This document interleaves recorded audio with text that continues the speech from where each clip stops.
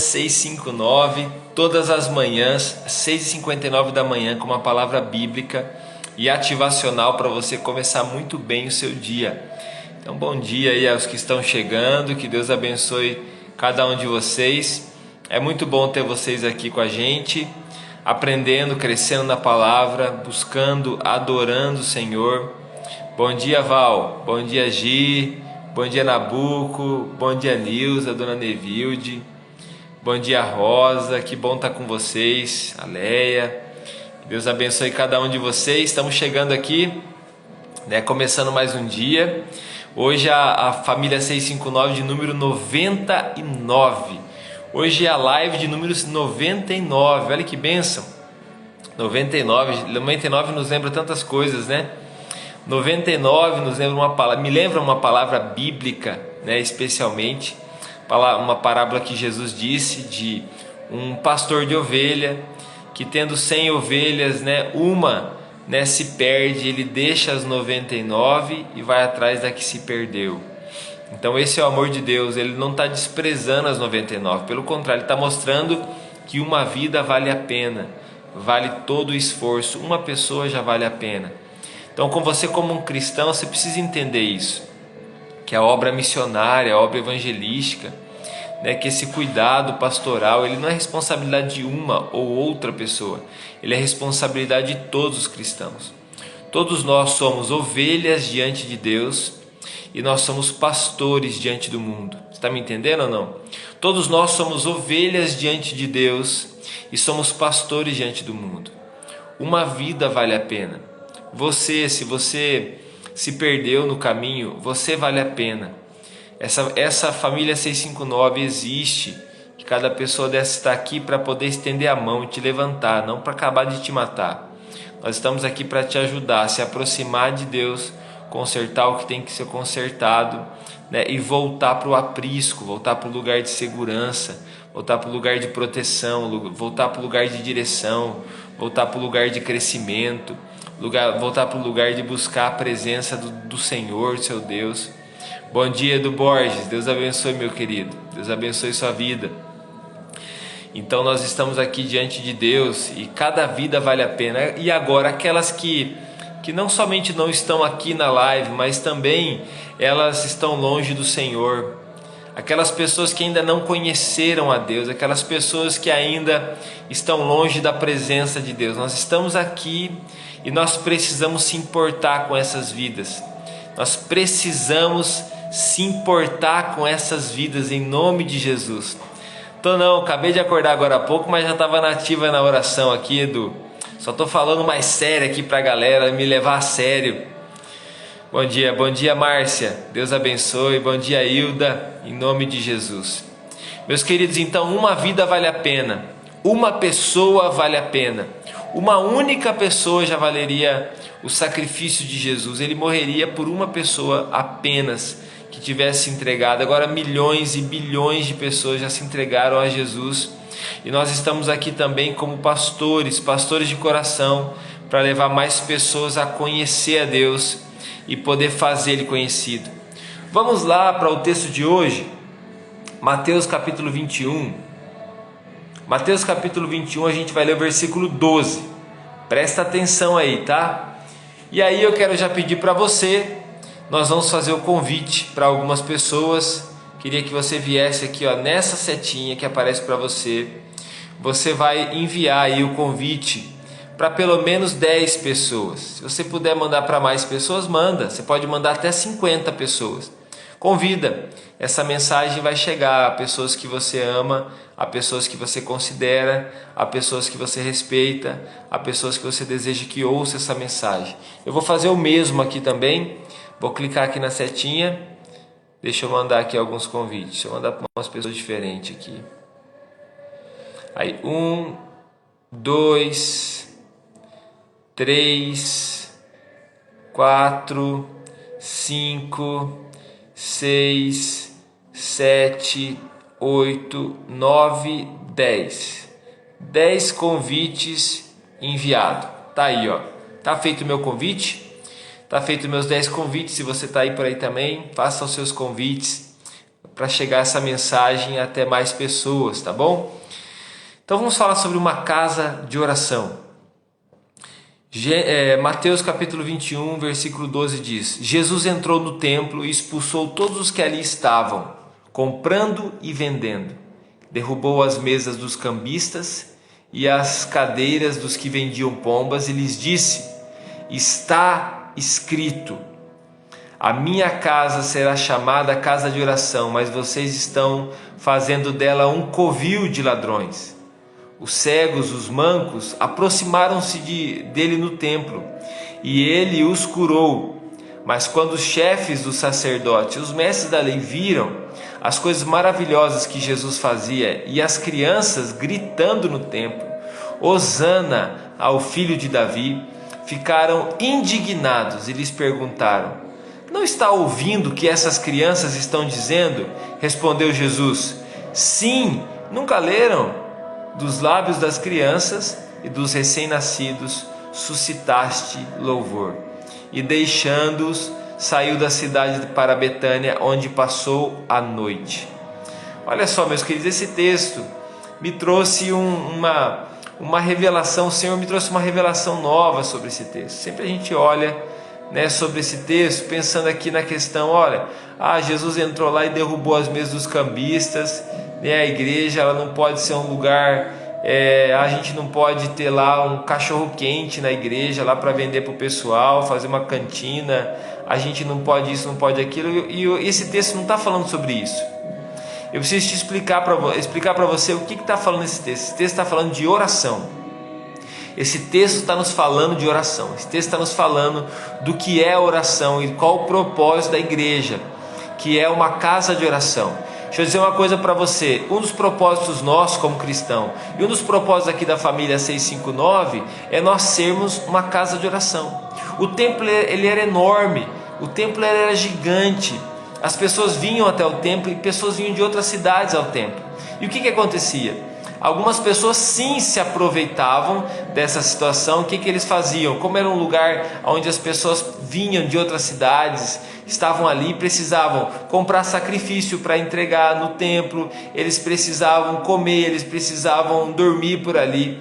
Então muitas pessoas se aproveitavam. Deixa eu dizer uma coisa, não se aproveite da situação de maneira maliciosa para enganar as pessoas. Isso, além de não ser bíblico, isso é uma maldição sobre a sua vida. Jesus não se agrada disso.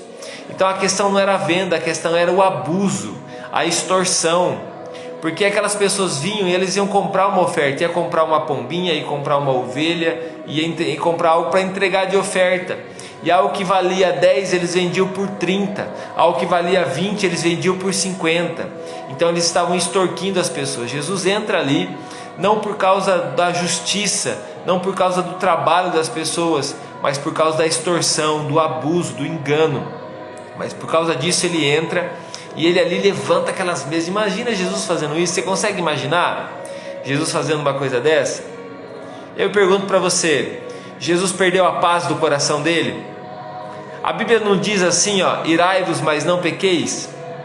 O problema nosso é que a gente se ira e a gente peca. Jesus, após ter feito isso, o que ele fez? Ele orou pelas pessoas para que elas fossem curadas. No versículo 14 diz assim, os cegos e os mancos aproximaram-se dele no templo e os curou. Ele começou a curar as pessoas. Alguém irado consegue orar por alguém? Alguém irado consegue ir interceder por alguém? Não, Jesus irou, mas não pecou. Jesus irou, mas ele não perdeu a paz do coração dele. Você, meu querido, deve se indignar com aquilo que não está certo. Você não pode ter sangue de barata, não. Você tem que se indignar com aquilo que desagrada a Deus. Você tem que se indignar com a injustiça, com a impunidade. Você tem que se indignar com a corrupção. Você tem que se indignar com a prostituição, com a promiscuidade, com a imoralidade. Você tem que se indignar com o roubo. Você tem que se indignar com o adultério. Você tem que indignar com a mentira. Você tem que indignar com a falta da oração, da busca pela presença de Deus. Mas você não deve perder a paz do seu coração. Então não perca a paz do seu coração. Muitos estão se indignando dentro das suas casas, nas suas cidades, mas estão perdendo a paz, estão se afastando da presença. Você não deve fazer isso.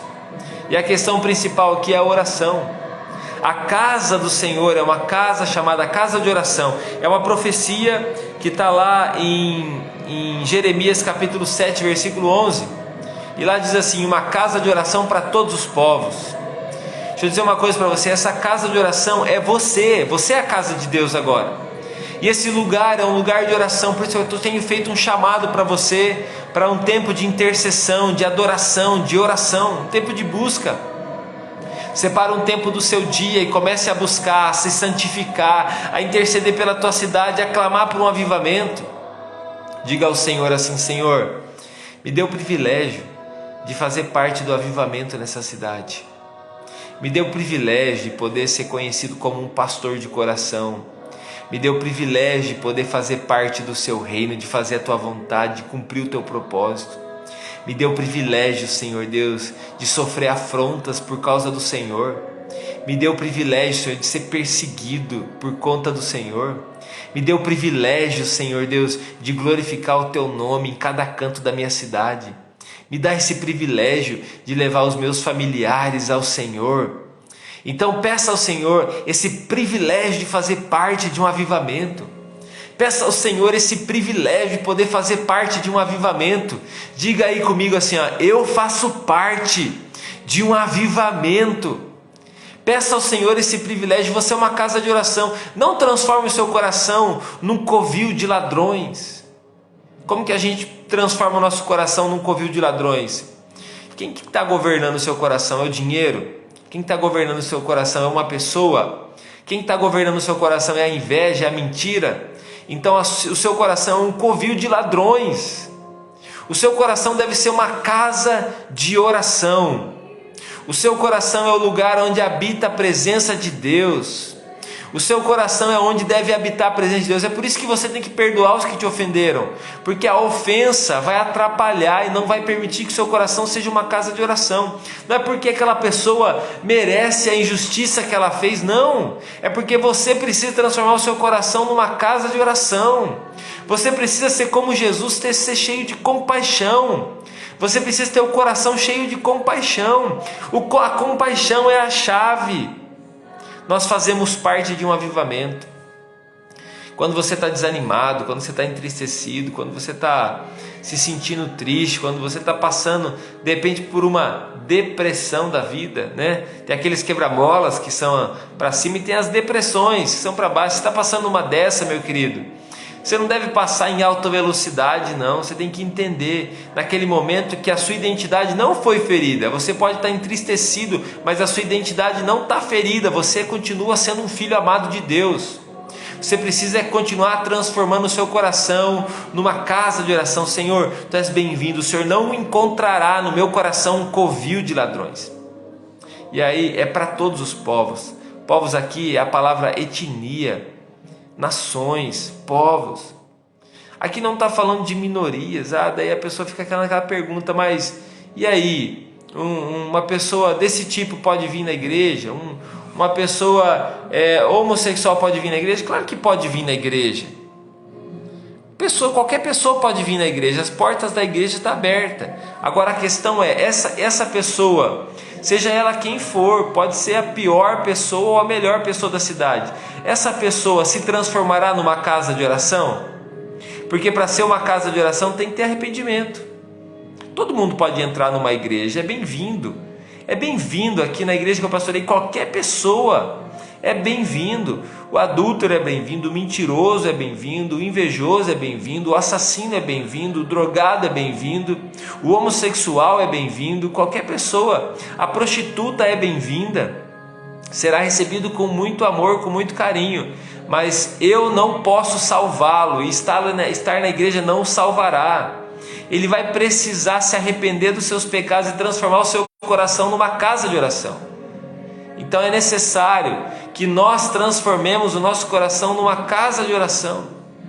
Transformemos o nosso coração numa casa de oração. E a última coisa que eu quero dizer para você, que me chamou muita atenção: as crianças começaram a gritar: Hosana ao filho de Davi.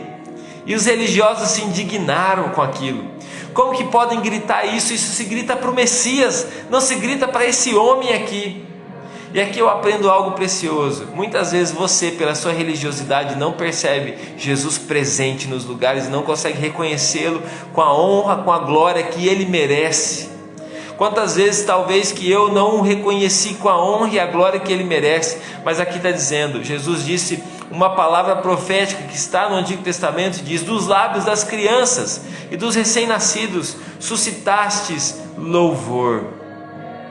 Meu querido, seja como uma criança, reconheça Jesus hoje no seu trabalho, reconheça Jesus onde você estiver hoje, dê glória para Ele, dê a glória para Ele, não pegue a glória para você, dê a glória para Ele. A glória, ela é de Deus. Dê a glória para Jesus. Seu coração é uma casa de oração. Quando você se transforma numa casa de oração, o Pai habita aí. Não faltará para você direção, não faltará para você proteção, não faltará para você provisão, porque o Pai está em casa.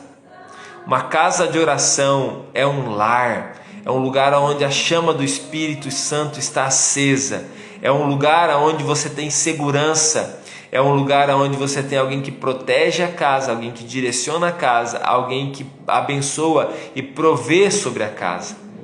É um lugar onde você sabe quem você é, você tem a sua identidade, você tem o seu propósito. Não transforme o seu coração num covil de ladrões.